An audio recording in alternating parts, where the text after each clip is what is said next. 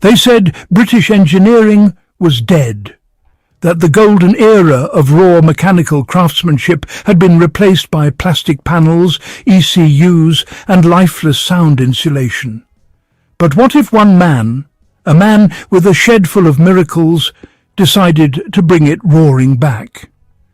What if Alan Millard, the backyard genius who hand-built a Viper V10 motorcycle and turned humble Kawasaki's into 5-cylinder monsters, decided to rebuild the Austin Westminster A110, the stately British saloon that time forgot?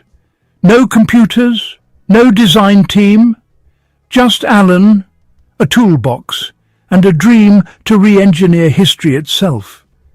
And before we dive into this mad yet brilliant journey, smash that subscribe button like you're knocking a seized piston free from an old block, because this one's pure mechanical poetry.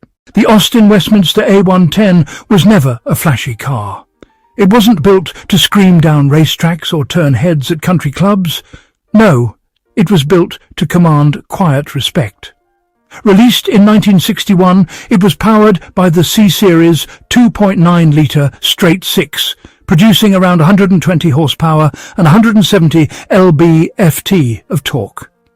That engine was tough. An iron block, long stroke, single cam, twin SU carburetors, the same bloodline as the Austin Healey 3000. It rode on a ladder chassis, rear-wheel drive, leaf-spring rear suspension, and drum brakes that could just about stop the car before you hit next week. But it had charm, that deep, lazy burble, that sense of British confidence.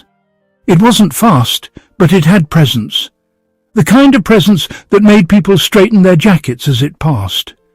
And yet, after just a few short years, the Westminster faded, forgotten in the shadow of Jaguars and the modernising British Leyland era.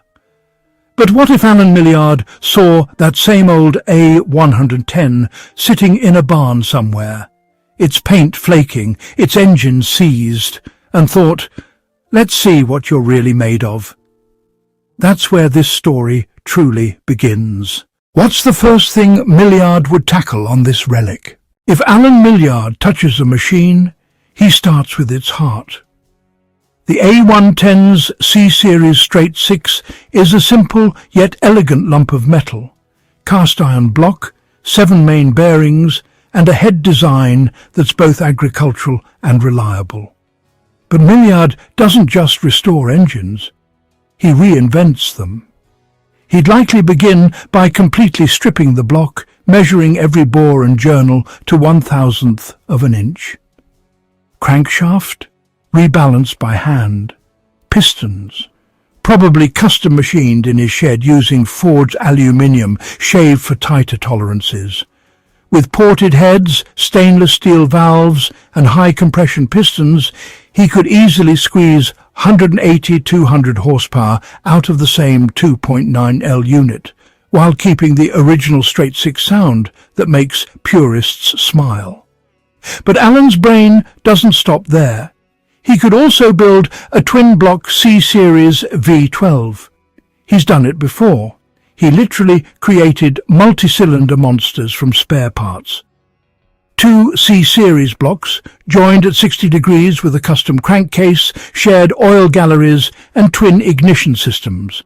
You'd get a 5.8-litre V12 masterpiece, possibly 360 HP, smooth as silk, and sounding like a British Rolls-Royce V12 had tea with a Spitfire engine.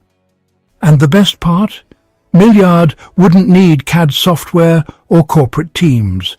Just his precision tools, years of experience, and the patience of a man who builds perfection with his own hands. But raw power means nothing without control, and the Westminster's chassis wasn't built for modern beasts. Here's the thing. The Westminster A110's ladder frame chassis was fine in 1961. Rigid, yes, but heavy and twist-prone. It was built for Sunday drives, not supercar handling. If Alan Millard were to rebuild it, he'd keep the spirit, but re-engineer the soul.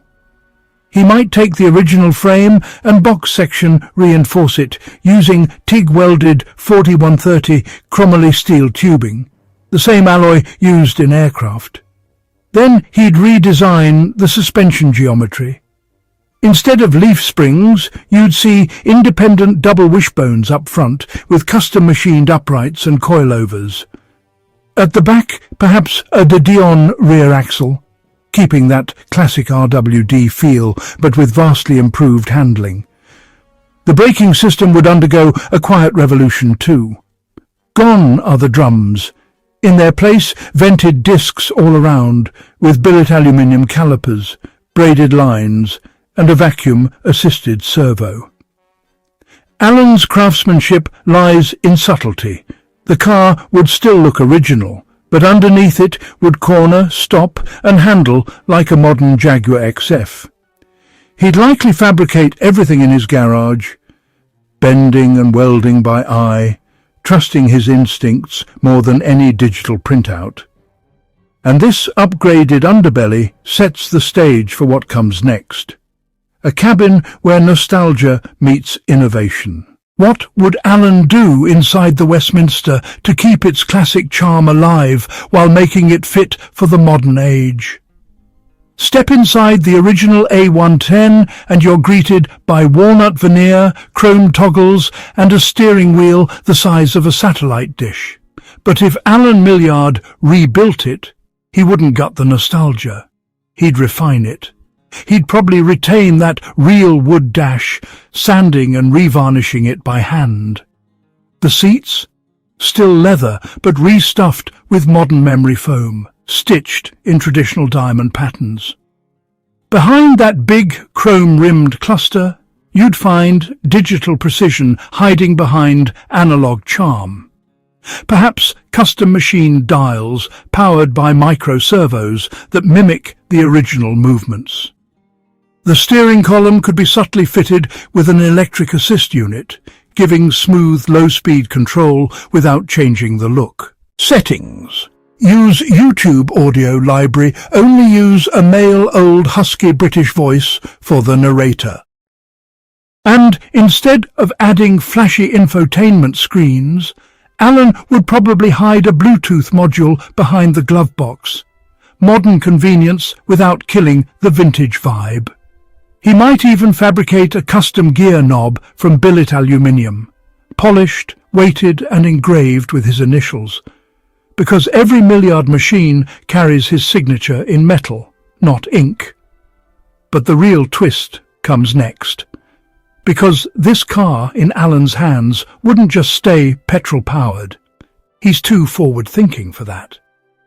What happens when Millyard merges 1960s craftsmanship with hybrid technology? Alan Millard understands engines, but he also understands progress. If he rebuilt the Westminster today, he'd probably design a mild hybrid assist system hand-integrated into his own transmission build. Picture this. A compact 48V electric motor sandwiched between the clutch and gearbox, providing up to $80 lb-ft of instant torque for low-speed takeoff. Power comes from a small lithium-ion pack tucked beneath the boot floor, charged by regenerative braking and an alternator that doubles as a motor generator. He wouldn't ruin the car's sound or soul. The straight 6 or V12 would still sing. But now, with electric assist, it could hit 0-60 in under 6 seconds, all while cruising more quietly and efficiently than any original Westminster ever dreamed.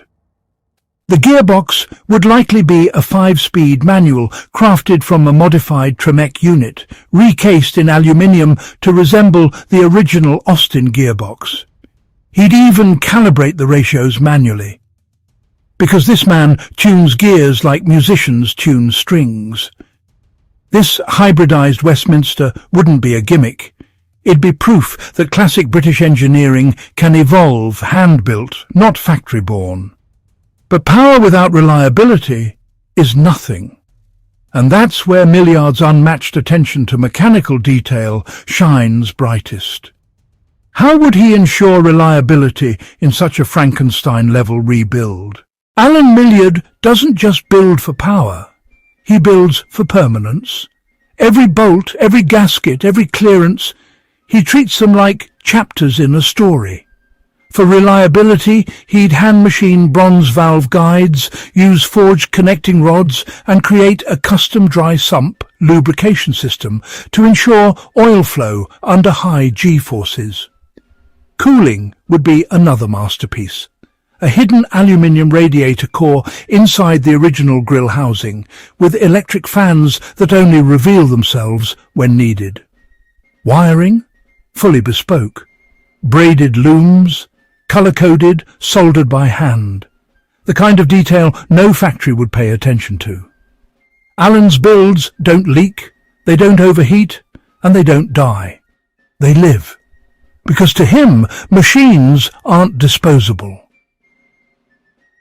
They're mechanical life forms waiting to be perfected.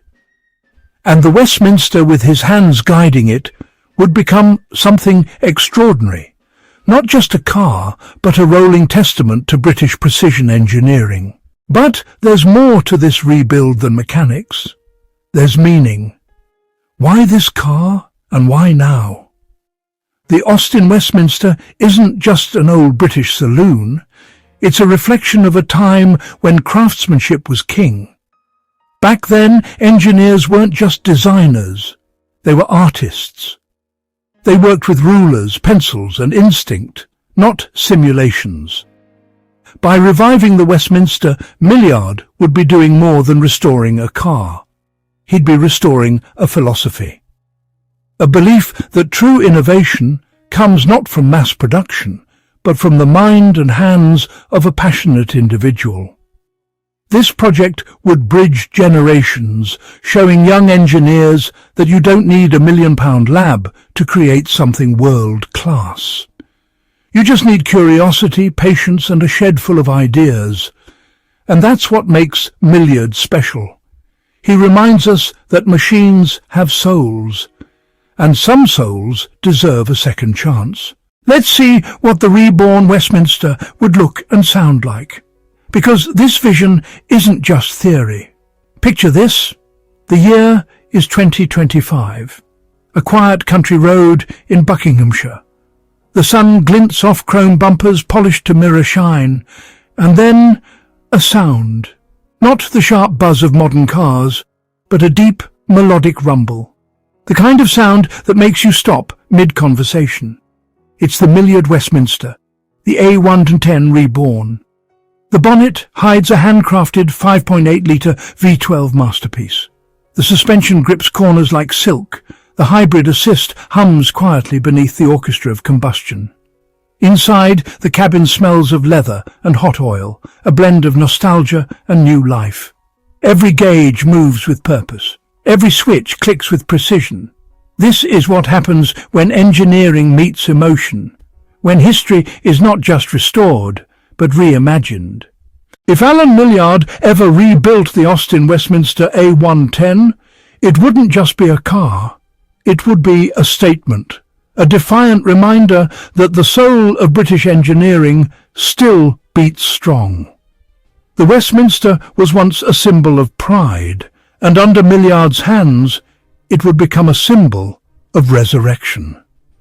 A machine that tells us innovation isn't about abandoning the past. It's about honouring it. And maybe, just maybe, that's the real magic of people like Alan Millard. They don't just restore machines, they restore belief. Belief that perfection can be built by hand, that patience still matters, and that even the quietest shed can echo with the heartbeat of genius. So the next time you see a forgotten car gathering dust in a barn, remember, all it takes is one person with vision, tools, and time to turn history back on. If you loved this deep dive into the mind of a true British genius, hit that subscribe button and join us here on Abd Tech Lab, where every machine has a story, and every story has a spark.